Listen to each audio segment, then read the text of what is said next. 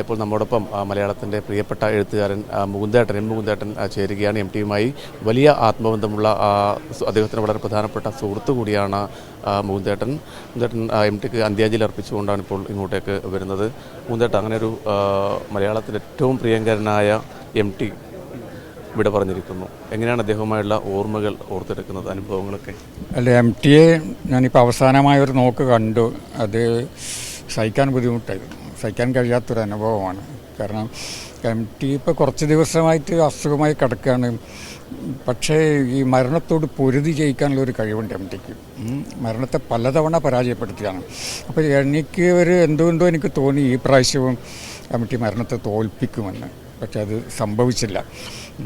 അത് അനിവാര്യമാണ്. ഒരു ദിവസം നമുക്കെല്ലാവർക്കും പോകേണ്ടതുണ്ട്. അപ്പോൾ എം ടിയുമായിട്ടുള്ള എൻ്റെ ബന്ധം തുടങ്ങുന്നത് ആദ്യം ഞാൻ 17-ാമത്തെ വയസ്സിൽ നാലുകെട്ട് വായിച്ചപ്പോഴാണ്. നാലുകെട്ട് വായിച്ചിട്ട് ആ പ്രായത്തിൽ ഞാൻ കോരിത്തെരിച്ചിരുന്നു. അന്നാണ് എം ടി എൻ്റെ മനസ്സിലേക്ക് കടന്നു വന്നത്. പിന്നീട് എൻ്റെ ആദ്യത്തെ കഥ, മാതൃഭൂമിയിലുള്ള ആദ്യത്തെ കഥ വീട് എന്ന് പറഞ്ഞൊരു കഥയാണ്. അതാണ് ഞാൻ മാതൃഭൂമി ആഴ്ചപ്പതിപ്പിൽ ആദ്യമായിട്ട് പ്രസിദ്ധീകരിക്കുന്നത്. ആ കഥ എം ടിയാണ് പ്രസിദ്ധീകരിച്ചത്. പ്രസിദ്ധീകരിക്കുന്നതിന് മുമ്പ് അതിൽ ചില മിനുക്ക് പണിയൊക്കെ നടത്തിയിരുന്നു. ഞാനന്ന് എഴുതി പഠിക്കുന്ന ആളാണല്ലോ. അപ്പോൾ അതിലൊരു മിനുക്ക് പണിയൊക്കെ എടുത്തു അതിന് കൂടുതലതിന് ഭംഗി നൽകിയിരുന്നു. പിന്നീട് അങ്ങനെ പല കഥകളും എം ടി പൂർണ്ണമായിട്ട് തിരുത്തലല്ല, അതിലൊരു മേജിക് ടച്ച് ഉണ്ട്. ചില വാക്കുകളെടുത്ത് ഇവിടെ നിന്ന് അവിടെ വെക്കുക, അവിടെ നിന്ന് ഇവിടെ വെക്കുക, അങ്ങനെയൊക്കെ ചെയ്തിട്ട് പല കഥകളും അങ്ങനെ ചെയ്തിരുന്നു. പിന്നീട് ഞങ്ങൾ തമ്മിലൊരു ആത്മബന്ധമുണ്ടായി. ദൂരം ഒരു പ്രശ്നമായിരുന്നു.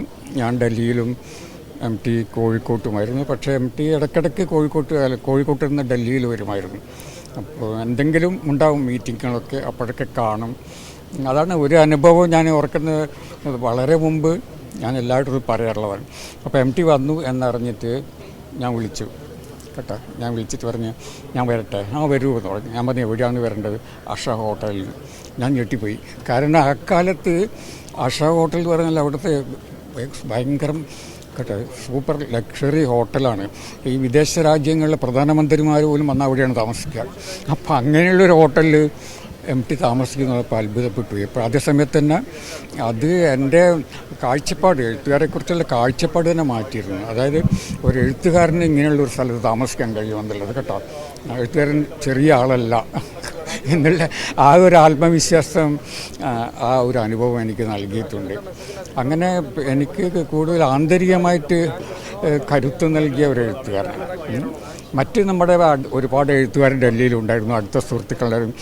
അവരൊക്കെ ദുർബലരായിരുന്നത് കൊണ്ട് അവരോട് സംസാരിക്കുമ്പോഴൊക്കെ ഞാൻ കൂടുതൽ ദുർബലനാകുകയാണ് ചെയ്യുന്നത്. എം ടി മറിച്ചാണ്. എം ടി കാണുമ്പോൾ എനിക്ക് കൂടുതൽ കരുത്ത് തോന്നും. മുകുന്ദേട്ടൻ്റെ എഴുത്തുകൾ പോലെ തന്നെ എം ടിയുടെ എഴുത്തുകളും നമുക്കറിയാം വളരെ സാധാരണക്കാർ. ഇപ്പോൾ നാലുകെട്ടൊക്കെ മുകുന്ദേട്ടൻ പറഞ്ഞതുപോലെ ആ ഒരു തലമുറ, മുകുന്ദേട്ട തലമുറ മാത്രമല്ല നമ്മുടെ തലമുറയും ഒക്കെ വളരെ ചെറിയ പ്രായത്തിൽ വായിച്ച് പെട്ടെന്ന് തന്നെ മനസ്സിലേക്കെടുത്ത നോവലാണ് നാലുകെട്ടൊക്കെ.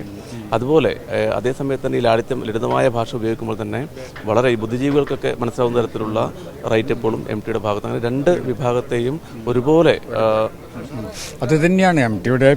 ഇപ്പം എം ടി അവരുടെ ഒരു അത്ഭുതം എന്ന് പറയുന്നത് എം ടി ജനങ്ങളിൽ നകന്നു നിന്നിരുന്നു കേട്ടോ. എന്നിട്ട് ജനങ്ങൾ ഏറ്റവും കൂടുതൽ വായിച്ചത് എം ടിയുടെ രചനകളാണ് കേട്ടോ. ജനങ്ങളിൽ നകന്നു നിന്നിട്ടും ജനങ്ങൾക്ക് പ്രിയങ്കരനായ ഒരു എഴുത്തുകാരനായി മാറി. അപ്പോൾ അത് എനിക്ക് തോന്നുന്നത് ഈ ജനങ്ങൾ വായനക്കാർക്ക് എഴുത്തുകാരെ കുറിച്ചൊരു സങ്കല്പമുണ്ട്. കാരണം എഴുത്തുകാർ വലിയൊരാളാണ്, വഴികാട്ടിയാണ് എന്നുള്ളൊരു സങ്കല്പം നമ്മുടെ വായനക്കാർക്കുണ്ട്. അപ്പം ഈ വഴികാട്ടി എങ്ങനെയായിരിക്കണമെന്നുള്ളത് എം ടിയാണ് കാണിച്ചു കൊടുക്കുന്നത്. മറ്റു പല എഴുത്തുകാരുണ്ട്, അവർക്കങ്ങനെ ഒരു വഴികാട്ടികളാകാൻ സാധിച്ചിട്ടില്ല കേട്ടോ. വായനക്കാരുടെ സങ്കല്പത്തിലുള്ള എഴുത്തുകാരൻ, ആ ഒരു എഴുത്തുകാരൻ ഇമേജ് വായനക്കാർ കണ്ടത് എം ടിയിലാണ്. അങ്ങനെയാണ് എം ടി ജനങ്ങളുടെ എഴുത്തുകാരനാകുന്നത്. അല്ലാതെ ജനങ്ങളുടെ ഇടയിൽ പോയി പ്രസംഗിച്ചിട്ടല്ല. ജനങ്ങൾക്ക് എഴുത്തുകാരനെ കുറിച്ചൊരു ഇമേജ് ഉണ്ട്. ആ ഇമേജ് എം ടിക്കുണ്ട് എന്നുള്ളതാണ്. അതിൽ നിന്നൊക്കെ നമ്മൾ ഒരുപാട് പാഠം പഠിക്കേണ്ടതുണ്ട്. എഴുത്തുകാർക്ക് ഉത്തരവാദിത്വമുണ്ട്. അതാണ് ആ ഉത്തരവാദിത്വം നമ്മൾ തിരിച്ചറിയുന്നില്ല പലപ്പോഴും. എം ടി പക്ഷേ പല ഘട്ടങ്ങളിലും നിർണായക സമയത്തൊക്കെ അത്തരം പ്രതികരണങ്ങളൊക്കെ നടത്തിയിട്ടുണ്ട്. എം ടി വളരെ മൗനിയാണ്, ഏകാഗിയാണ്. എം ടിയുടെ ചിന്തകൾ പോലും കാഴ്ചപ്പാടൊക്കെ വളരെ വ്യക്തിനിഷ്ഠമാണ്. എന്നാലും ഉണ്ടല്ലോ അതിൻ്റെ ഉള്ളിലൊരു സാമൂഹ്യ ബോധമുണ്ട്, ശക്തിയായിട്ടുള്ളൊരു സാമൂഹ്യ ബോധമുണ്ട്.